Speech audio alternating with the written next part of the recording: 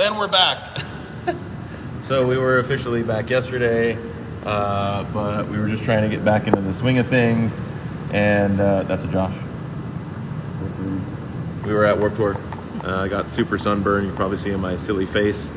It was fun. We had a good time, but we're back and getting back at it. And so we started yesterday off with this bad boy, and I just wanted to show you this on the topic of packaging.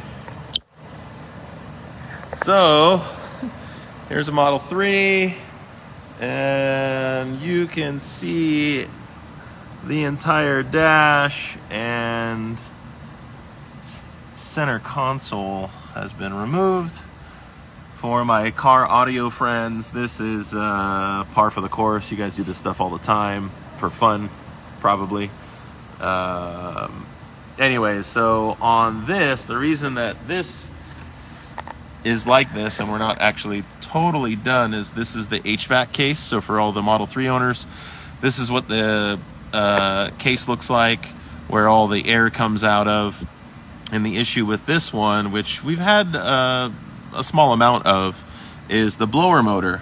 Well, on every other car that I've ever encountered in the history of cars, blower motor is generally on the passenger side, kind of tucked up underneath the dash over here somewhere, and you know, it can take anywhere from 30 to an hour to get it out. And it's a little challenging because you got to like lay on your back and look up, and anyways, it's not fun or, you know, comfortable. But anyway, this is probably the only thing on my voice skipped a little bit there, the only thing on a Model 3 that's silly to repair or to service. It's the blower motor. And where is it, you ask? Right there. So that's the blower motor in the housing right there.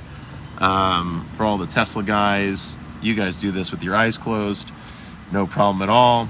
For technicians, you know, we have to remember where all these bolts go. So if you see there's like piles and piles of bolts, and have to remember where all the stuff goes. But anyways, back to packaging. So this is one of those things that as the engineers were developing the vehicle, they were looking for a place to put the blower motor, and the most effective or efficient place to put it was right back there. And it's unfortunate because you have to take everything out. So this is actually the steering column that I have resting on there, not to dirty the carpet, but this thing comes up and bolts under here. And actually those two holes here are where the like crash bar that goes across bolt to. So you actually have to end up removing. We jacked up this side of the car because it's easier to do on the ground.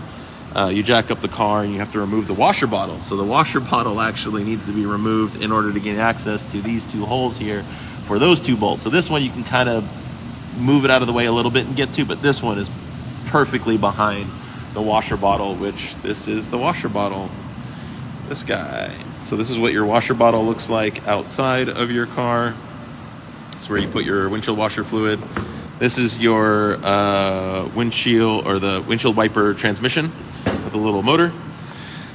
And then here's all the parts that we carefully put over here, the center console and trim pieces and all the little like AC ducting and all this stuff, your airbags, all of that. This is the crash bar actually. So that piece sits in front of all the stuff I just showed you. And then this guy, which we gently placed up here, is what you're more familiar with, which is like the leather trim or the pleather trim or whatever this stuff is, the plastic. So it's the crash bar, then this piece, and then all that other stuff. Well, anyway, yes and no, right? Like some of the stuff goes in first and then that stuff. Anyway, here's the blower motor. So we're doing all of that so that we can replace this, because this thing just doesn't blow anymore.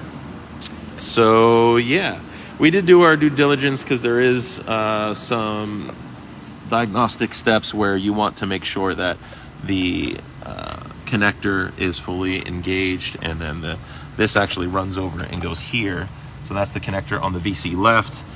So now you can actually see this module, this smart module. So this is your VC left, this whole big thing here. That's the VC right. And then there's a VC rear and then a VC front. And that's what Tesla set up as smart modules. So there's no fuses. It's actually like electronic fuses. So they automatically reset if there's a fault. So the system will just cycle and reset itself if there is an issue. And if it's resolved, then it stays reset and you're good. But if it's not, then obviously it stays in a faulted state and tells you, and then service alerts and service mode and all the stuff you guys already know about.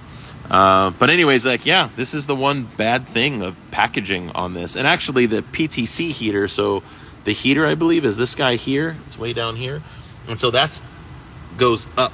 And so that thing, in order to get to it, would need to be all of the same stuff, and then the case actually completely removed. For the blower motor, there's three tiny little screws here. It's 1, 2, 3. We actually can loosen the case and kind of pivot it a bit, and then you can get that to just squeeze out of there, and then we can put the new one and then start to go back together. So this will be we started this yesterday, and then we will finish this today. Yeah, so this is a fun one. For anyone doing this kind of work, be careful with your airbag stuff. You know, I was taught a long time ago that you want to have the vehicle powered down. In this case, we can do through the safety option on the menu. You can not sit in the seat, but you can power the vehicle off and then disconnect those safely. But then you always want to have the vehicle powered down when reconnecting. There's just a danger of airbags going off. You don't want that to happen. I've seen it pop off in people's faces while they're working on vehicles, and because you have shorts or different things, and that's what you want to, there's no shorts in this vehicle, obviously, but if you had a power short, those things will blow, and it's fast, and it can hurt, and it's loud and scary. So don't do that. So that's the packaging thing. And then here's just like a fun one. So unfortunately, we have a friend that has a brand new Mach-E, and you're wondering, why are you working on it? Because it should be under warranty. And you're absolutely right.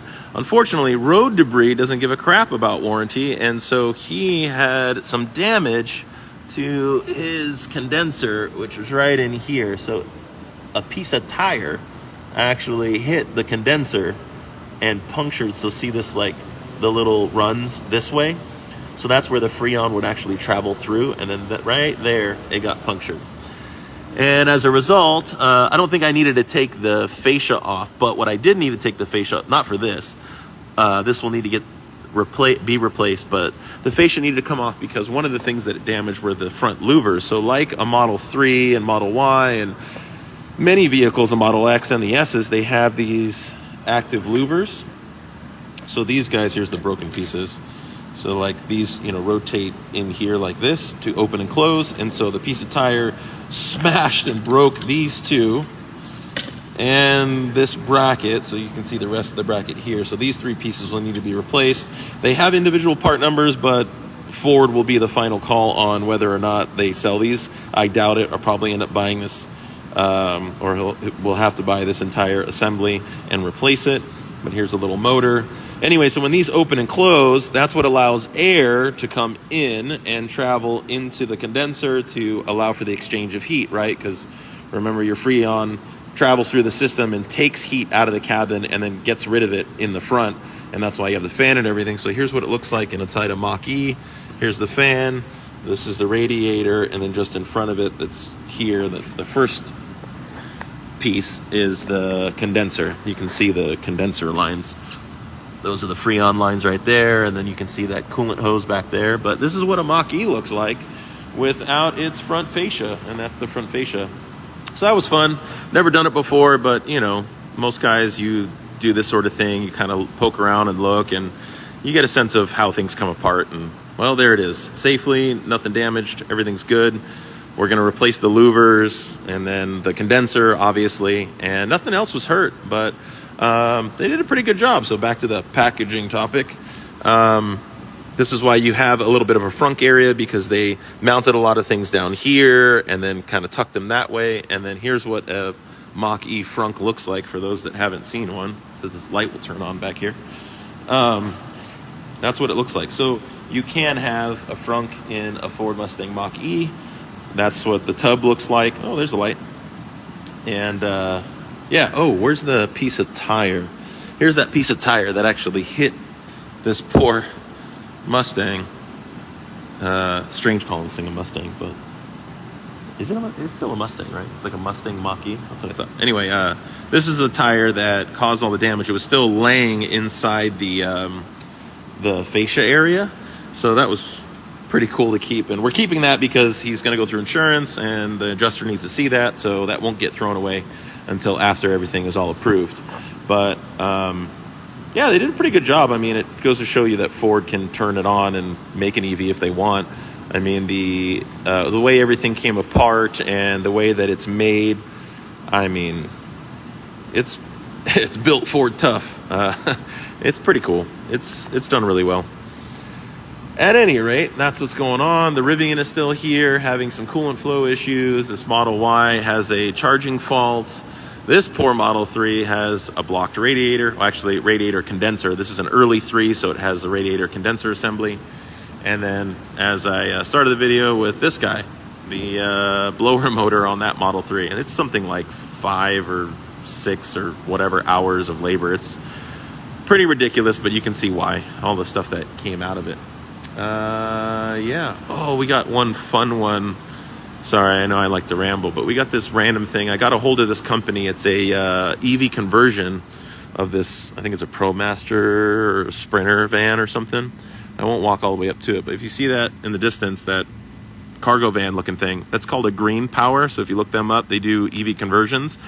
And one of the last companies I worked at before we opened this was an EV conversion company, and this one was better built than that one, unfortunately. I enjoyed that time there. It was fun. Got to travel around a little bit as I wound down from traveling, but that one's called Green Power, and I spoke with them this morning. Great customer service. They gave me some pointers on how to diagnose that issue. The vehicle won't go into drive. It's reporting a system error, and went through the menu options and talking to the guy. It has a cell imbalance. So just like the infamous, the UO29 codes or UO18 codes that older S and X owners get. And then I think Model 3 and Y get the AO29. It's basically a cell imbalance. As you know, you have a bunch of individual little cells in your vehicle, or in the battery packs, and I guess I can turn this around and talk to you. All the individual cells have a range, and I think the lowest on the spec range, it's not what they program it to, but I think if you look at the spec sheet, it's like 2.7. I'm probably wrong, but 2.7 to 4.2 I think is the average range of most cells, but the operating range, they want it like 3.2 to 4.2, I think. And so if any one of those, the BMS is constantly managing the cell balance of, like, I think they told us when we were at Tesla years back, the first Model S had like 7,177 individual cells across, like, I think it was like 13 or 14 modules. Anyway, if you, the BMS is constantly managing all the cell voltages, so it needs to make sure that they're all within a certain range. And if they get out of a certain range or get too far out, then that's where you get those cell imbalance faults. And when that happens, the vehicle, your charge level will go down, because you have the BMS will only ever charge to the lowest cell. So as that like, I'm trying to do like a distance thing with my two hands, but like as that gap increases between the highest charge cell and the lowest charge cell, it'll only ever charge to that lowest cell. And that's why you'll get like, hey, I was used to get at 80%, 200 miles. Now I'm only getting 185. That's because you're missing that capacity from across however many cells, because there's that one cell or a small group of them that are so low that the BMS won't charge up to the highest. It only goes to the lowest, and that's for a safety reason. But if it gets too far away or too far out of range, it'll actually it'll set that alert.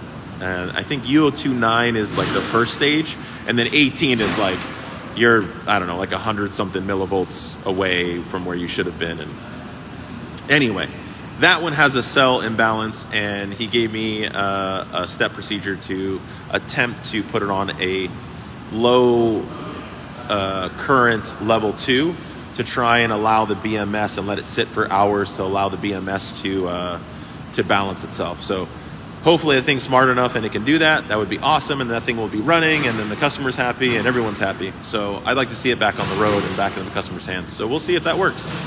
Anyways, we're back. Warped Tour was awesome. Thank you guys for being super gracious about our time away, and we're diligently getting back to work and trying to burn through all of our backlog. We still will see you as soon as possible, especially for AC stuff, because we know it's hot. Yeah, that's it. All right, I'm done rambling. I got a lot of info in here, and I like sharing it. Okay, say bye, Josh. Bye, Josh. There you go. Bye.